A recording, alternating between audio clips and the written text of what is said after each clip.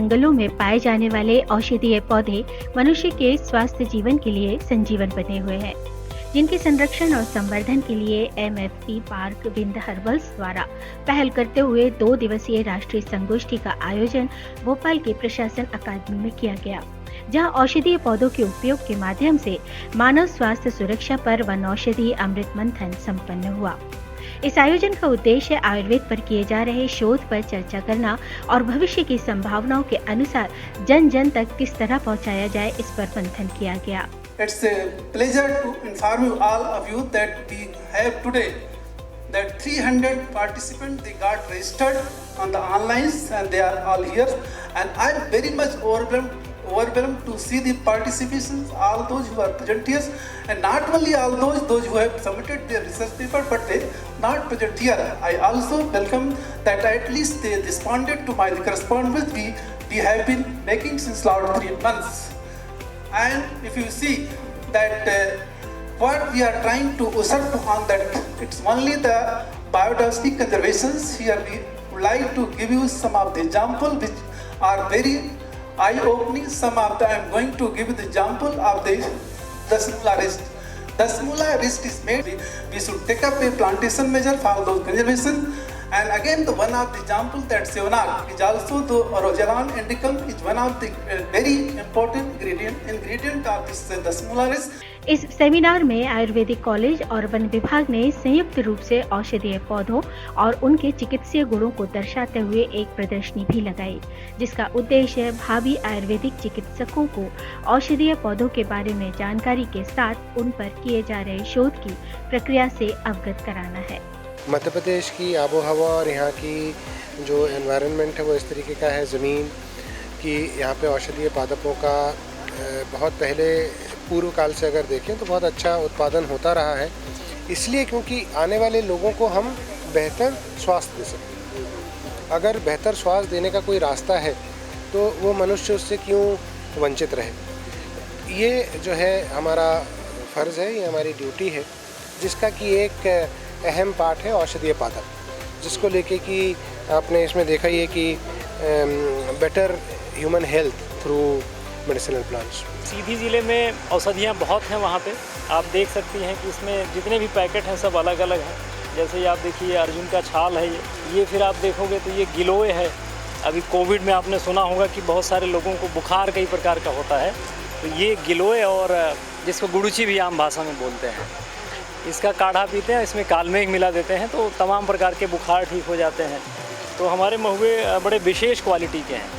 तो इस समय जो है वेस्टर्न कंट्रीज में मतलब सुपर फूड को जो सुपर फूड के रूप में महुआ को जो है लोग बोल रहे हैं कि ये सुपर फूड है, इससे वो फूड के बहुत सारे आइटम्स बना रहे हैं। हमारे यहाँ भी जो हमारी परंपरा रही है, परंपरागत रूप से लोग लाटा बनाते हैं, तो ये उसके लड्डू हैं जो हमारे ये सारे लोग बनाते हैं, वो लेकर के आए हुए हैं। बेसिकली हम जिस स्टॉल में खड़े हैं यहाँ पे हम 2 चीज़ों को रिप्रेजेंट कर रहे हैं। एक ड्रग टेस्टिंग लेबोरेटरी ग्वालियर है, जो मध्य प्रदेश की एकमात्र ड्रग टेस्टिंग लैब है जो कि आयुष मेडिसिन की टेस्टिंग करती है पर्टिकुलर, और एक गवर्नमेंट आयुर्वेद कॉलेज ग्वालियर है, उसके द्रव्यगुण डिपार्टमेंट की तरफ से हमने जो लंग्स, लिवर और किडनी में जो बहुत ही इफेक्टिव जो हर्बल ड्रग्स हैं उनको हम डिस्प्ले कर रहे हैं चार्ट के रूप में। साथ में हम प्लांट्स भी लेके आए हैं और रॉ ड्रग भी लेके आए हैं, ताकि जो भी आए हैं यहाँ पे विजिटर्स, तो उनको एक अवेयरनेस क्रिएट हो कि वो किस तरह का प्लांट दिखता है और हम किस तरह से उसको यूज़ कर सकते हैं। अभी जो नेशनल कॉन्फ्रेंस हो रही है ये मध्य प्रदेश में ही नहीं, अभी तो पूरे भारत के लिए और भारत के बाहर भी जो भारतीय हैं उनके लिए प्रेरणा की हमारी स्वदेश चिकित्सा पद्धति सर्वश्रेष्ठ चिकित्सा पद्धति थी और आज भी है, पर हम उसको भूल ले जा रहे हैं। हमें हमारे औषधीय पौधों की तरफ ध्यान देना चाहिए। किसानों को भी औषधीय पौधों की कृषि होगी, हमारे वनवासियों भी बंदों को भी लाभ मिलेगा और भारत में जो रोजगार की वृद्धि होगी, हमारा जो देश है विश्व गुरु दोबारा आयुर्वेद के माध्यम से बनेगा, ये मेरा संदेश है। ये जो यूनानी पैथी है, एक तो ये बहुत ही पुरानी पद्धति है। इसके जो जनक रहे वो हिप्पोक्रेट्स रहे, जिनको हम लोग बोखरात के नाम से कहते हैं, वहीं से मेडिसिन स्टार्ट हुई है। दूसरी इसकी सबसे बड़ी जो उपलब्धि है या इसकी हम कहें कि अलग है, पिकुलियर है, वो ये है कि हम इलाज करते हैं टेम्परामेंट के हिसाब से। टेम्परामेंट मतलब उसकी मिजाज क्या है, यूनानी में इसको मिजाज बोलते हैं। तो उस मिजाज, हर इंसान का मिजाज अलग अलग होता है। आपका अलग टेम्परामेंट है, हमारा टेम्परामेंट अलग है, मिजाज अलग है। तो हमें उसको सबसे पहले जो असेस करना होता है वो हम किसी भी इंडिविजुअल का, अगर वो बीमार है या सेहतमंद है, तो हम पहले उसका मिजाज देखते हैं, फिर उसके अकॉर्डिंग उसकी डाइट उसकी रिहाइश, उसकी दवाओं को हम जब डिस्क्राइब करेंगे, जब प्रिस्क्राइब करेंगे, तब जाके ही वो सही मानों में इलाज होगा। अगर हम मिजाज को बिना देखे इलाज करना शुरू कर दें तो ना इलाज सही होगा ना इफेक्टिव होगा। अब हर इंडिविजुअल अलग है और मिजाज के हिसाब से होता है।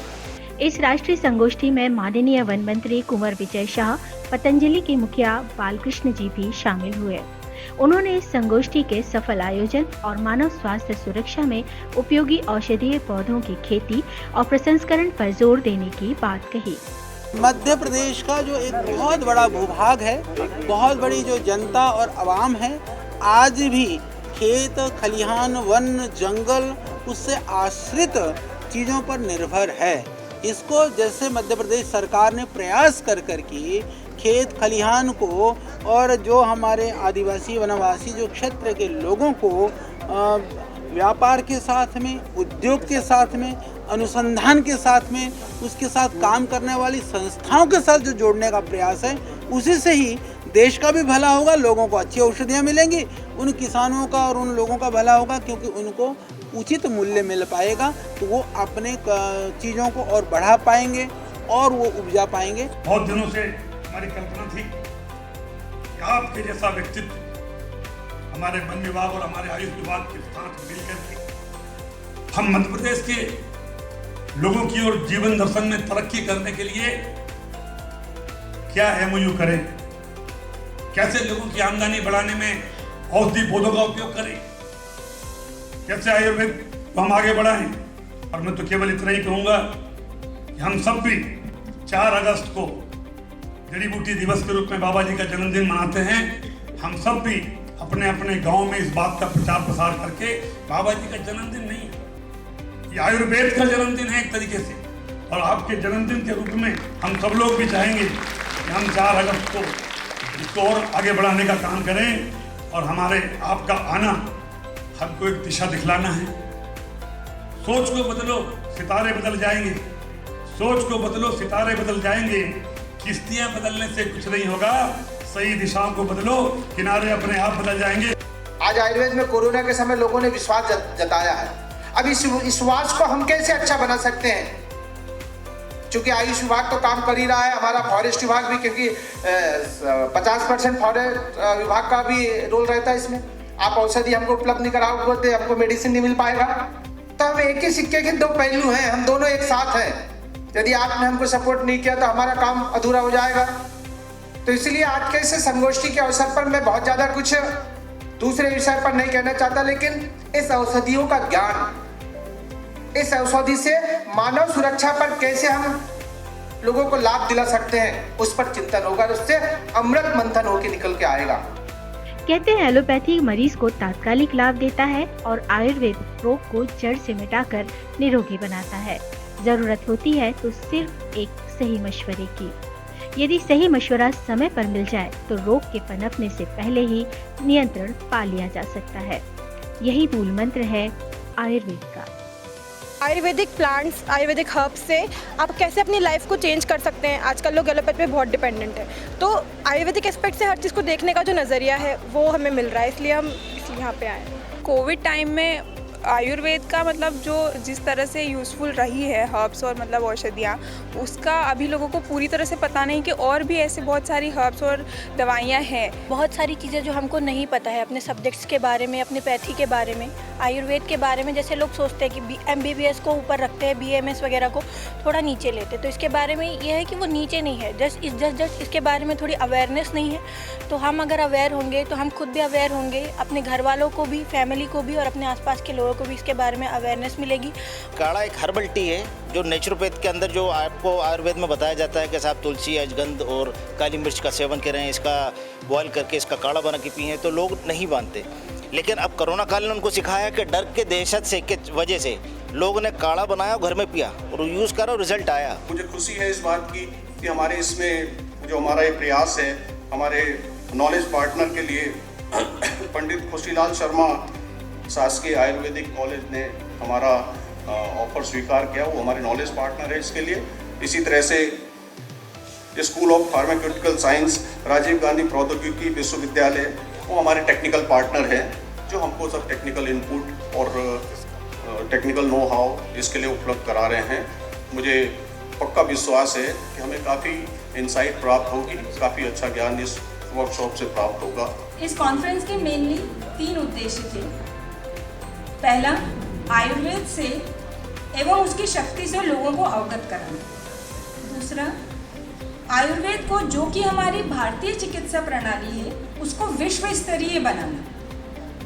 और तीसरा और सबसे प्रमुख कारण, जिन कारणों से आयुर्वेद सबसे अच्छी प्रणाली होते हुए भी प्रचलन में नहीं है, उन बिंदुओं पर सबका ध्यान आकर्षित करना एवं उसमें अपने कार्य को करना। इन्हीं 3 उद्देश्यों को लेकर इस सेमिनार को संरचना की गई थी। बात आती है कि हम जो नॉर्मल टी पी रहे हैं, नॉर्मल टी में जो कैफीन होता है, हमारी परसेविलियंस के हिसाब से जो WHO के अकॉर्डिंग होना चाहिए वो 0.4 ग्राम होना चाहिए, क्योंकि ये हमारी बॉडी की टॉलरेबल लिमिट है। लेकिन 1 कप ऑफ चाय में हमें वो चीज़ मिलती है 0.7 ग्राम, मतलब टॉलरेबल लिमिट से भी बहुत ऊपर है।